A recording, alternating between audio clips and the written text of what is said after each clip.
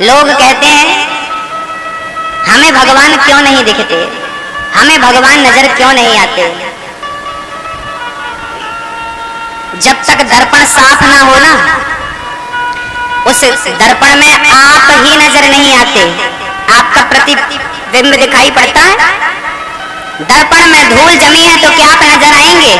जब गंदे दर्पण में आपकी शक्ल नहीं दिखती तो गंदे मन में ईश्वर की तस्वीर कैसे दिखाई पड़ेगी भक्तों? पहले मन रूपी दर्पण को भक्ति के जल से पवित्र तो कर लो, और जब ये मन का दर्पण पवित्र हो जाएगा तो परमात्मा कहीं बाहर नहीं अंतःकरण में नजर आ जाएगा, ईश्वर अंदर नजर आ जाएगा। निर्मल मन जन सो मोहि पावा, मोहि कपट छल छिद्र न भावा। विश्वास हो ही फलदायका, गीता में लिखा है। वैराग्य होना चाहिए गोरा कुम्हार की तरह, बेटा मर गया फिर भी भजन नहीं छूटा, ये वैराग्य की पराकाष्ठा है। ऐसा वैराग्य यदि हमारे अंदर है तो हम भगवान को मोहताज हैं क्या? भगवान के दर्शन के लिए मोहताज हैं क्या? नहीं। भक्ति ज्ञान विरागात्तो विवेको वर्धते महान, माया मोह निराशश्च वैष्णवै प्रियते कथम। सौनक जी ने कहा सूत जी हमें कथा सुनाइए। सूत जी कहते हैं ये कथा देवताओं को भी दुर्लभ है। एक बार इंद्र कथा सुनने आए अमृत का कलश लेकर। सुखदेव जी से कहने लगे राजा परीक्षित को स्वर्ग का अमृत पिला दो और हमें कथा अमृत पिला दो। सुखदेव जी कहते हैं क्वा कथा क्वा कथा लोके क्वा काचा क्वा मणि महान। कहाँ कांच का टुकड़ा कहाँ मणि? आपके स्वर्ग का अमृत कांच का टुकड़ा है और कथा अमृत मणि है। अब कांच का टुकड़ा लेकर अपनी मणि भला कौन दे सकता है? सुखदेव जी भागवत को अमृत से श्रेष्ठ कहते हैं। क्यों कहते हैं? क्योंकि भक्तों अमृत पीने के बाद लोग अमर हो जाते हैं और स्वर्ग की प्राप्ति कर लेते हैं। स्वर्ग मिलता है अमृत पीने से, लेकिन कोई कथामृत का पान कर ले तो स्वर्ग नहीं भगवान के परम धाम की प्राप्ति हो जाती है, भगवान के श्री चरण की प्राप्ति हो जाती है। इसलिए भगवान के चरणों को देने वाली कथा है, भगवान को देने वाली कथा है। इसलिए अमृत से श्रेष्ठ कथामृत है, क्योंकि ये भगवान को दे देती है। सुखदेव जी ने इंद्र को योग्य ना समझ करके कथा नहीं सुनाई। कथा पूरी हो गई। राजा परीक्षित की 7 दिन में मृत्यु हो गई और कथा के प्रभाव से उनकी मुक्ति हो गई। मोक्ष देने वाली कथा है। एक बार ये कथा श्री नारद जी महाराज ने भी सुनी थी। सारे तीर्थों का भ्रमण किया, शांति नहीं मिली। तब नारद जी श्रीधाम वृंदावन पहुंचे। वहां भक्ति ज्ञान वैराग्य को देखा। भक्ति ने चरण पकड़ के कहा महाराज मेरा दुख दूर करें। नारद जी कहते हैं चिंता ना करो, वेद वेदांत घोषश्च गीता पाठेर मुहुर्मुहु। नारद जी ने गीता सुनाई, वेद वेदांत सुनाए, पर भक्ति ज्ञान वैराग्य को कुछ नहीं हुआ, वो जैसे थे वैसे ही रहे। तब आकाशवाणी हुई नारद जी सत्कर्म करो। सत्कर्म के लिए जब नारद जी आगे बढ़े, बड़े बड़े संतों से पूछा भैया सत्कर्म क्या है, कोई जवाब ना दे सका। तब श्री नारद जी बद्रीनाथ चले गए। वहां 4 संतों से भेंट हुई, सनक, सनंदन, सनातन, सनत कुमार। इन 4 संतों ने कहा कि भागवत की कथा ही, भागवत की श्रेष्ठ चर्चा ही यज्ञ है। वो यज्ञ है जो आकाशवाणी ने कहा था सत्कर्म सूचको नूनम। सत्कर्म क्या है? बोले कथा सुनना ही सत्कर्म है। अच्छा एक बात बताइए, दान देने से एक व्यक्ति का ही कल्याण होता है।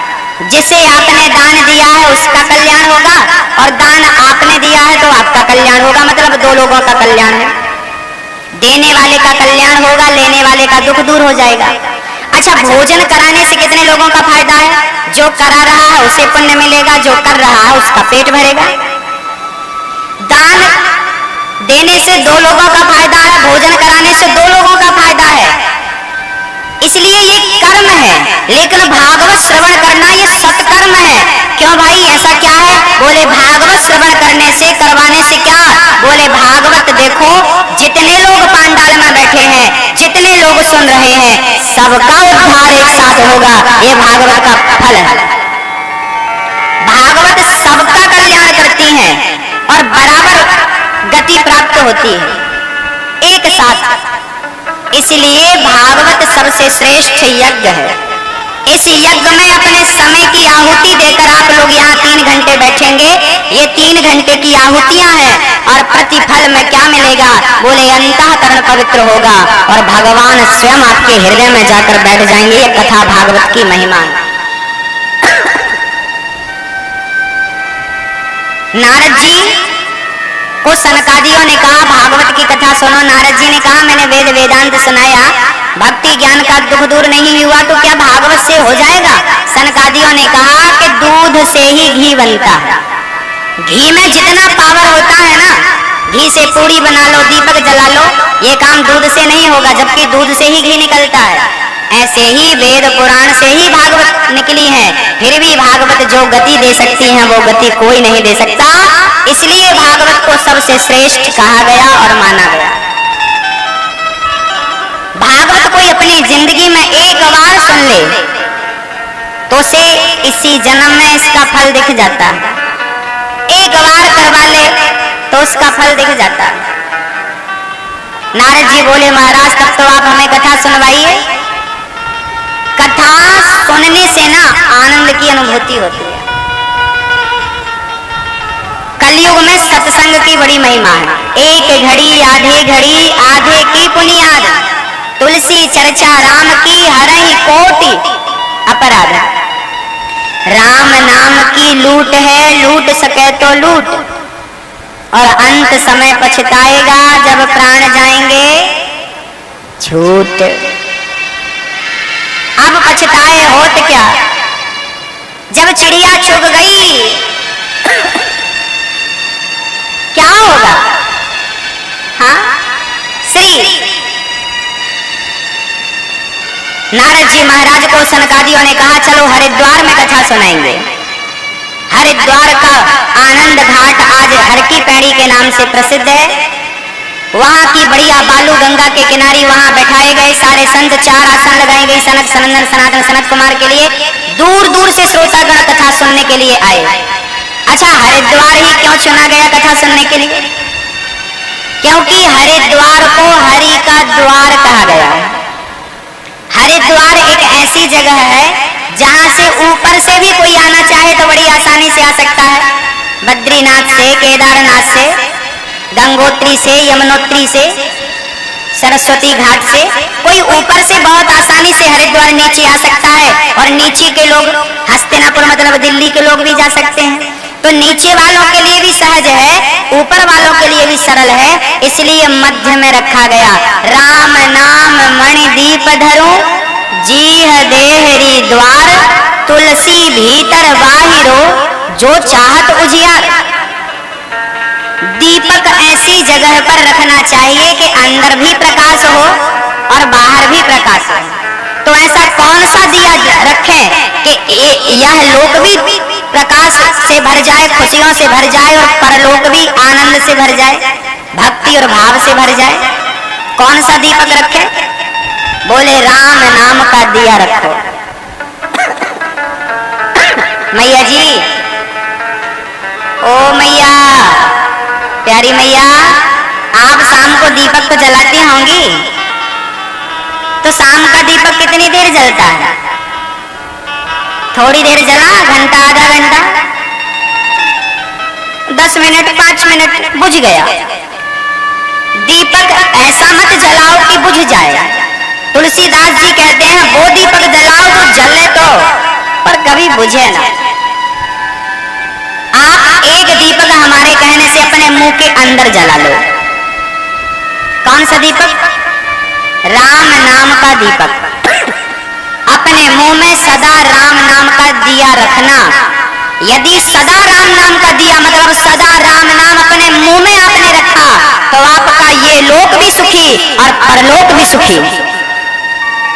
हनुमान जी लंका गए, अंगूठी को कहाँ रखा? मुंह में, और लंका समुद्र पार करके चले गए। किसी ने कहा हनुमान जी आप तो ज्ञानी नामाग्र गण्यम है, इतने बड़े ज्ञानी हैं, इतना ज्ञान है आपके पास, अरे अंगूठी कोई मुंह में रखने की चीज है, आपने अंगूठी मुंह में क्यों रखा? हनुमान जी बोले अंगूठी तो मुंह में रखने की नहीं होती, पर अंगूठी में जो लिखा है उसे तो मुंह में ही रखना चाहिए ना। क्या लिखा था? राम, राम लिखा था। हनुमान जी राम नाम को अपने मुंह में रखते हैं, अंगूठी को नहीं, और कहते हैं कि आप भी यदि राम नाम को अपने मुंह में रखेंगे तो आप भी बड़े से बड़े समुद्र को यूं ही पार कर सकते हैं राम की कृपा से। यदि राम पर भरोसा है, प्रभु मौद्रिका मेली मुख माही, जलधि लांघ गए अचरज नाही। इतना बड़ा सेतु पार कर लिया छलांग लगा के, आश्चर्य नहीं हुआ किसी को, क्योंकि सबको पता था कि ये राम नाम की महिमा है। अच्छा, राम नाम में ना आज भी ताकत है। आपको लगे कि उस जमाने में बस रही होगी, ऐसा नहीं है। आप प्रैक्टिकल करके देख लेना, कितना भी बड़ा दुष्ट आदमी हो, यदि आपने उससे प्यार से राम राम कर लिया है ना, तो वो पसीज जाएगा, आपकी बात अनसुनी नहीं करेगा। वो कितना भी बड़ा दुष्ट आदमी हो, आपसे बात करने के मूड में ना हो ना, हम तुमसे बात नहीं करेंगे, फिर भी आप कहो भैया राम राम, देखो राम नाम के प्रभाव से वो आपसे बात क्यों नहीं करेगा? करेगा। विश्वास नहीं है, प्रैक्टिकल करके देख लेंगे। दुष्ट से दुष्ट आदमी को भी यदि शुरुआती पर राम राम कह दिया गया, वो आपका सम्मान करेगा और आपसे जो आप चाहते हैं वो कहेगा, करेगा।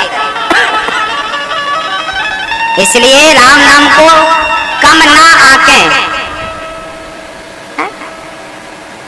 वैसे राम नाम की महिमा हमें पता है। पत्थर पानी में तैर गए। अच्छा, राम नाम ना उनके लिए कुछ भी नहीं, किन के लिए? एक धोबी था। वो धोबी एक दिन गधे को जंगल में चराने ले गया, तो उसे जंगल में एक चमकदार बढ़िया सा पत्थर मिल गया, इतना बड़ा, इतना बड़ा।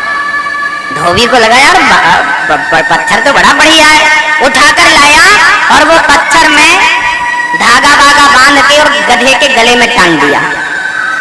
और वो पत्थर कोई साधारण पत्थर नहीं था, इतना बड़ा हीरा था। लेकिन अब धोबी तो धोबी, हीरे की पहचान उसे होगी जो जौहरी है। सबको तो हीरा पत्थर जैसा ही लगता है। अब रोज धोबी क्या करता, गधे को बढ़िया साबुन लगाता और उसी पत्थर से घिसता, गधे की पीठ घिसता और बाद में फिर उसके गले में लटका देता और चराने ले जाता।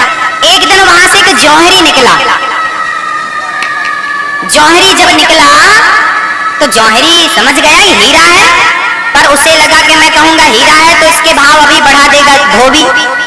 तो जौहरी ने कहा, ए भाई, ये गधे के गले में तुमने पत्थर बांध रखा है, हमें इस पत्थर की जरूरत है, 5 रुपए का हो तो दे दो। धोबी को लगा कितना बड़ा बेवकूफ है, पत्थर के 5 रुपया दे रहा है। धोबी को लगा मैं तो रोज जंगल जाता हूँ, ऐसे पत्थर और पड़े हैं और ले आऊंगा, 5 रुपए में दे देता हूँ। धोबी ने उतारा गले से गधे के और 5 रुपए लिया और 5 रुपए लेकर धोबी तो गधा लेकर चला गया। जौहरी के हाथ में जैसे ही वो हीरा गया, वो हीरा जैसे ही पहुंचा जौहरी के हाथ में टुकड़े टुकड़े होकर के टूट गया हीरा। जौहरी ने कहा, वाह रे हीरा, अभी गधे के गले में था तब नहीं टूटा, तेरे से घिसाई करता था गधे की तब नहीं टूटा, और मैं जौहरी तुझे हाथ में लिया टूट गया। तब उस हीरे से आवाज आई, जौहरी, वो धोबी नहीं जानता था कि मैं कौन हूं, उसे नहीं पता था कि मैं कौन हूं। वो जैसे रखता था मैं सुखी था, लेकिन तू तो जानता था कि मेरी कीमत क्या है, तुझे पता था कि मेरी करोड़ों की कीमत है, फिर भी मेरी कीमत तूने 5 रुपए लगाई। मेरी करोड़ों की कीमत है, फिर भी तूने मेरी कीमत 5 रुपए लगाई। इसलिए मैं शर्म से टूट के मर गया कि मूर्ख को तो कीमत ही पता नहीं, और समझदार लोग भी जानकर जब कम कीमत आकेंगे तो मैं क्या करूंगा, टुकड़े टुकड़े हो ही जाऊंगा। बस ये बात उन लोगों के लिए है जो राम नाम की महिमा तो जानते हैं, जो राधा नाम की महिमा तो जानते हैं, जो कृष्ण नाम की महिमा तो जानते हैं, लेकिन उसकी कीमत 5 रुपए लगाते हैं। बात बात में भगवान कसम, बात बात में कृष्ण कसम, बात बात में ये और वो ना। यदि तुम भगवान को अच्छे से जानते हो तो राम नाम, कृष्ण नाम, राधा नाम वो हीरा है जिसकी कीमत पैसों में नहीं है। कितने पैसे कह दूं मैं? श्री भरत जी जब पिता का अंतिम संस्कार हो गया, श्री वशिष्ठ जी भरत जी को बुलाते हैं, बेटा भरत, तुम्हारा एक भाई तुम्हारे पिता के कहने से वनवास चला गया 14 वर्ष के लिए। आपकी मां ने वचन मांगे थे 14 वर्ष तक राम को वनवास और मेरे बेटे भरत को तिलक, राज्य तिलक। चल बेटा तैयार हो जा, तेरा हम राज्य अभिषेक करने वाले हैं। भरत जी सर नीचे करके खड़े हैं। राज्यसभा में पूरी प्रजा खड़ी थी। ये अयोध्या की घटना है। अयोध्या की राजनीति कैसी थी सुन लीजिएगा। भरत जी सर नीचे करके खड़े हैं और वशिष्ठ जी कह रहे हैं जाओ सातों समुद्र का जल लेकर के आओ, कल भरत का राज्य अभिषेक करना है, भरत को राजा बनाना है, क्योंकि इनके पिता की मरते समय यही इच्छा थी कि मेरा बेटा भरत, इनकी मां की भी यही इच्छा है। भरत ने अब संभल करके सर उठाया, आंखों से आंसू की धार निरंतर गिर रही थी, पूरे वस्त्र, पूरे भरत अपने आंसुओं से भीगे थे। गुरुजी आप तो कम से कम ऐसी बातें मत कहो। क्यों बेटा? तेरी मां ने वरदान मांगा है, तेरे पिता की इच्छा थी कि तू राजा बन, क्यों क्या हो गया? भरत जी ने कहा गुरुदेव यदि मैं राजा बन गया तो ये पृथ्वी अभी के अभी रसातल में चली जाएगी। क्यों? कोई मूर्ख व्यक्ति भारत की जगह कोई मूर्ख होता तो वो राजा बन जाता तो पृथ्वी टिकी रहती, पर मेरे जैसा समझदार जो राम को भली भांति जानता है, जो राम नाम की महिमा भली भांति जानता है, सब जानकर जानबूझकर यदि मैं राम को ना बिठाकर मैं अयोध्या का राजा बन जाऊं तो ये पृथ्वी राम को राजा के रूप में, ये प्रजा राम को राजा के रूप में देखना चाहती है, मैं बन जाऊं तो ये रसातल में चली जाएगी। इसलिए गुरुदेव मैं राम को राजा बनाऊंगा, मैं जा रहा हूं, मैं राम जी से प्रार्थना करूंगा और कहूंगा मेरी माँ के इस अपराध को क्षमा करो, मेरे अपराध को क्षमा करो, और मैं जीवन भर वनवास में रह करके जीवन गुजार दूंगा, बस मेरे जगह मेरे राम आए और राज तिलक स्वीकार कर लें। हाँ, अज्ञानी व्यक्ति चोरी करता है ना तो उसकी चोरी माफ की जाएगी। अज्ञानी व्यक्ति झूठ बोलता है तो उसका झूठ माफ कर दिया जाएगा, पर जानकार व्यक्ति जो जानता था कि झूठ बोलना कितना बड़ा पाप है, धोखा देना कितना बड़ा पाप है, चोरी करना कितना बड़ा पाप है, ये जान करके ये समझ करके भी मैं गलतियां करूं तो मेरी उस गलती से पृथ्वी रसातल में चली जाएगी, मेरी उस गलती से हीरा टुकड़े टुकड़े हो जाएगा। इसलिए भक्तों भारत जी ने राज्य स्वीकार नहीं किया, क्योंकि भारत जी राम को भली भांति जानते थे। आप भी तो भली भांति जानते हो राम को, आप भी भली भांति जानते हो राम को, कृष्ण को, राधा रानी को। सब कुछ जान करके हमारे सामने कभी कभी राम का अपमान कर देता है कोई, कृष्ण का अपमान कर देता है कोई। क्या होता होगा उस राम नाम के हीरा के साथ? वो भी बेचारा घुट रहा होगा। भक्ति जब हमारे अंदर थोड़ी सी ही सही आ गई और उस भक्ति के बाद यदि अविश्वास आ गया, क्या आ गया? अविश्वास। जिस दिन भक्त के हृदय में अविश्वास पैदा होता है उसी दिन भक्ति का हीरा टूट करके चकनाचूर हो जाता है।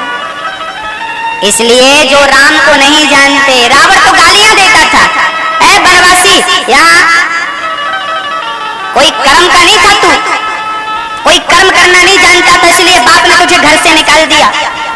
रावण ऐसी कहता। राम जी कहते मेरे पिता ने मुझे वनवास भेजा ना, भेजा नहीं है, तुझे घर से निकाल दिया। तूने कोई गलती की होगी तो घर से निकाल दिया, यहाँ आया मेरे से लड़ने। रावण तो गाली देता था, कंस से क्या उम्मीद है, गाली देता था। लेकिन कोई भक्त होकर के सच्चा और फिर भगवान को ऐसी गालियां देने लगे। भगवान प्रेम के लिए है, और जब प्रेम अनंत हो जाएगा गोपियों की तरह, फिर आप गाली देना जायज हो जाएगी। गोपियां गाली देती जैसा निष्ठुर है, कपटी काला है तू काला।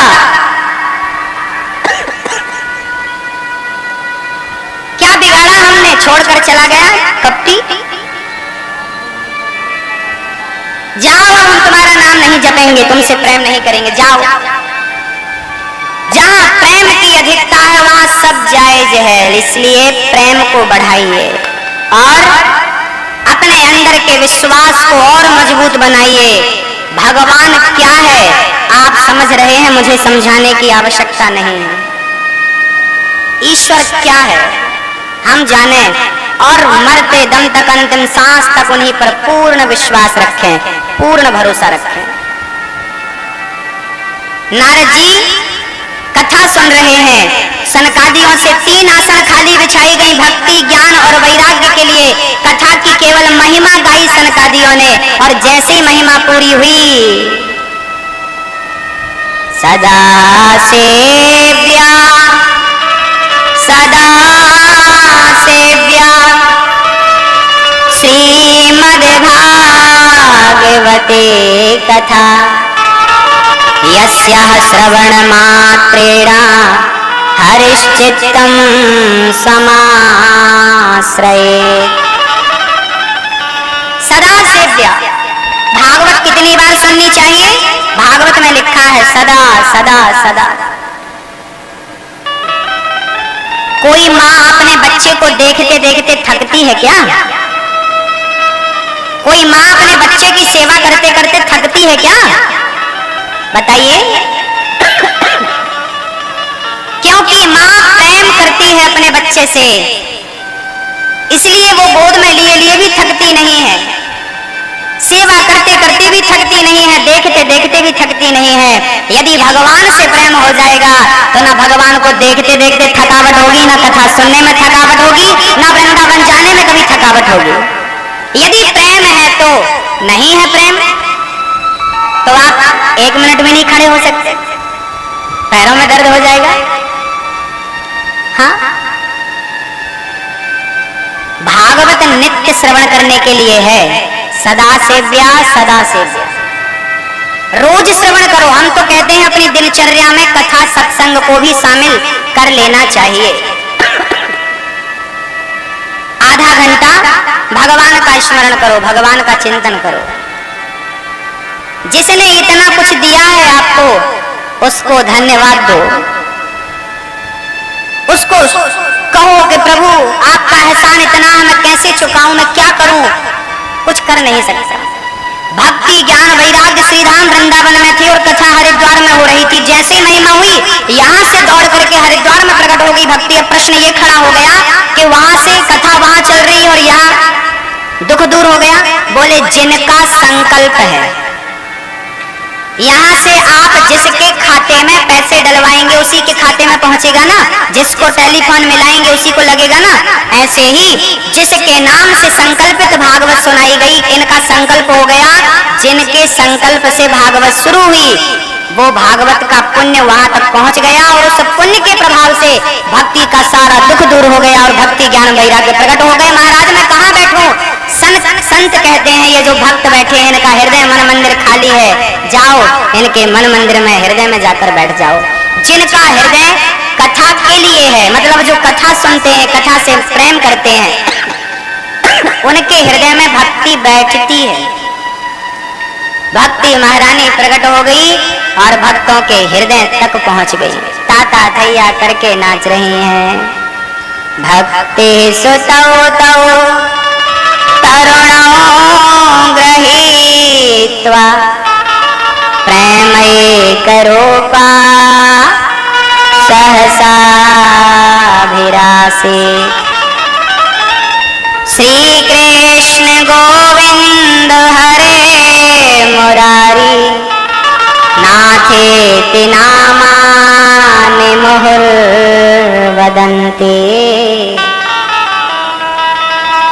भक्ति महारानी नाचने लगी, झूमने लगी।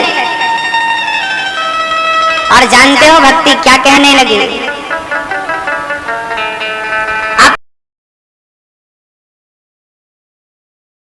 जीवन भर पाप करता है वो भागवत सुन करके तर जाता है,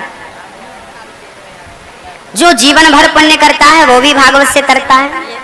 भागवत तो पुण्यात्मा और पापात्मा दोनों को ही तारती हैं, लेकिन जिसने जीवन भर पाप किया हो, क्या ऐसा पापी भागवत सुन करके तरेगा? बोले हाँ, बड़े से बड़ा पापी यदि भागवत सुन ले तो उसका मोक्ष हो जाता है, उद्धार हो जाता है।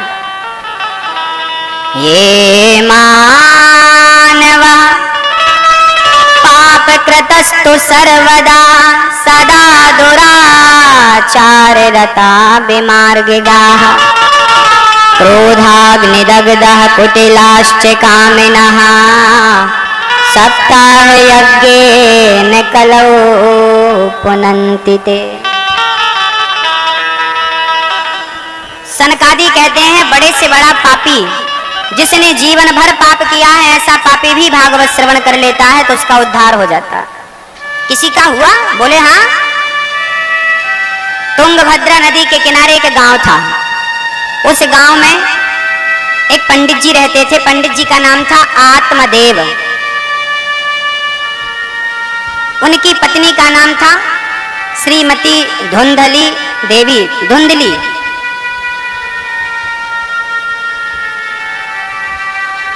धुंधली नाम था। आत्मदेव जी के घर सब कुछ था, पर दुर्भाग्य देखिए एक पुत्र की कमी थी। उन्होंने बड़ी पूजा पाठ सब कुछ किया बेटा पाने के लिए, पर जो नहीं है वो नहीं ही मिलता। आत्मदेव जी बड़े परेशान रहने लगे, बेटा नहीं है, बेटा नहीं है, बेटा नहीं है। जिनको बेटे नहीं होते ना वो बहुत परेशान रहते हैं। उनको लगता है हमने कौन सा पाप किया कि भगवान ने हमें संतान नहीं दी, पुत्र नहीं दिया। आप लोगों ने कोई पाप नहीं किया है। मैं कथाओं में बार बार आपसे कहता हूं कि बेटा क्यों नहीं होता, किसी किसी को इसके पीछे भी एक कारण छिपा है। कारण क्या है? बोले यदि हमने बैंक से कर्जा लिया है तो बैंक हमारे घर में आकर के हमें डराने का धमकाने का काम करेगी, हम पर प्रेशर बनाया जाएगा, कर्जा चुकाइए। बैंक कहेगी चलिए कर्जा दीजिए। कोई ना कोई बैंक से आता रहेगा, पर हमने कोई कर्जा ही नहीं लिया तो बैंक से हमारे घर कौन आएगा? ऐसे ही जिनके सर पर कर्जा होता है, ऋण होता है, उस ऋण को उतारने के लिए बेटा या बेटी आती है। जिसके सर पर कोई कर्जा ही नहीं है उसके घर में कोई नहीं आता। वो ऑलरेडी मुक्त है, वो सुखी है, भगवान ने उसे विशेष सुख दे रखा है। तुम जाओ कुछ दिन आनंद भोगो संसार का, फिर मेरे पास आना। ये सीधे मर के सीधे भगवान के घर जाते हैं। लेकिन दुखिया लोगों के बीच में रह रह के वो चाहते हैं कि हमें भी दुख मिले, हमें भी बेटा हो, हमें भी बेटा हो, बेटा हो। चर्चा प्रसिद्ध है, एक शेर का बच्चा गीदड़ों के झुंड में जाकर मिल गया। गीदड़ों के संग जब वो मिला तो वो अपने आप को गीदड़ मान लिया। वो भी गीदड़ों के साथ रहने लगा, जो गीदड़ खाते वो खाने की कोशिश करने लगा और मान चुका कि मैं गीदड़ ही हूं, ये मेरे परिवार के लोग हैं। एक दिन शेर ने देखा ये शेर का बच्चा गीदड़ों के बीच में क्या कर रहा है। शेर ने दहाड़ लगाई, उसने भी दहाड़ लगाई, सारे गीदड़ भाग गए। शेर ने बुलाया, यहाँ तो गीदड़ों के बीच में क्या कर रहा है? वो बोला मैं भी यही हूं, ये मेरे रिश्तेदार हैं। शेर बोला पागल, ये तेरे रिश्तेदार नहीं है, मैं तेरा रिश्तेदार हूं। तू हमारी जाति का है, हमारा वंश है, हमारा खून है। कहां पड़ा है? गीदड़ों के बीच में। देख तू अपने आप को पहचान। जब शेर ने ज्ञान दिया तब वो पहचाना, हाँ मैं तो शेर हूं, मैं तो गीदड़ों के बीच में था, क्योंकि मैं उनके बीच में रह रह करके अपने आप को गीदड़ मान लेता हूं। ऐसे ही हम सब कौन है? हम सब ईश्वर के अंश हैं, ईश्वर की संतान है, सुख के भंडार है। ईश्वर अंश जीव अविनाशी, चेतन अमल सहज सुख राशि। हम सुख के भंडार है, पर इस संसार सागर में गीदड़ों की संगत करते करते हम भी अपने आप को गीदड़ मान लेते हैं, और हम भी लोगों की तरह सब रोते हैं तो हम भी रोने लगते हैं। सब दुखी दुखी, महाराज हम बड़े दुखी हैं, हम दुखी हैं, तो सुखिया आदमी भी दुखिया का संग कर करके दुखिया हो जाता है। जैसी संगत वैसी रंगत। हम वो नहीं है जो हम अपने आप को समझ रहे हैं। यहां हम बेटे को पाने, परिवार को पाने, संसार के भोग भोगने नहीं आए। हमारा उद्देश्य कुछ और ही है यहां आने का। यहां आने के पीछे एक ही उद्देश्य है, ईश्वर की प्राप्ति। सब कुछ कमा लिया हमने, सब कुछ मिल गया हमें, पर जिसे पाने आए वही नहीं मिला तो क्या मिला? धन मिला, सम्मान मिला, पद मिला, प्रतिष्ठा मिली, बेटा बेटी दौलत सब कुछ मिला। क्या ये सब पाने आए थे? ये सब पाते हैं, ये तो सब पाते हैं। हम यहां पर भगवान को पाने आए थे, ईश्वर को खोजने आए थे। प्रभु कहाँ हो, कहाँ हो? भगवान ने हमें भेजा था, जा ऐसा कर्म करना, दान करना, धर्म करना, पुण्य करना, ताकि तुझे मैं मिल सकूं। क्योंकि ईश्वर तक पहुंचने के लिए क्या करना पड़ेगा? सिर्फ माला जपने से भगवान मिल जाएंगे? अच्छा, भगवान को पाने के लिए ना कोई निश्चित जाप नहीं है कि इतना जाप कर लो, इतना कोर्स कर लो तो भगवान मिल जाएंगे। यदि इतना कोर्स करने से भगवान मिलते होते तो सारे लोग उतना कोर्स कर लेते कि चलो इतना माला जप लो, इतनी तपस्या कर लो, भगवान मिल जाएंगे। भगवान हमारी तपस्या से नहीं मिलता, हमारे कोर्स से नहीं मिलता, स्वयं की कृपा से। जब वो चाहे तब स्वयं कृपा करे। न जाने कौन से गुण पर दयानिधि रीझ जाते हैं, अकारण करुणा करने वाले भगवान है।